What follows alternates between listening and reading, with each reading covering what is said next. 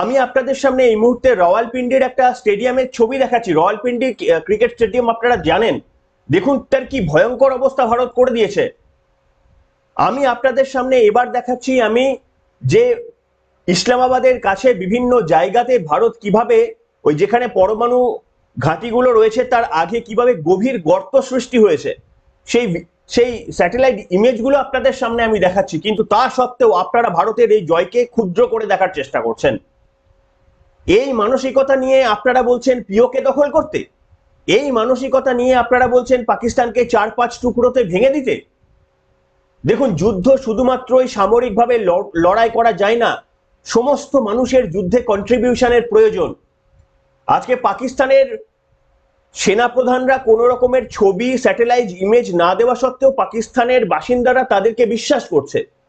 আর ভারতের মধ্যে কিছু মানুষরা রয়ে গিয়েছেন, তারা আমাদের সেনাবাহিনীর জয়কে ছোট করে দেখছেন।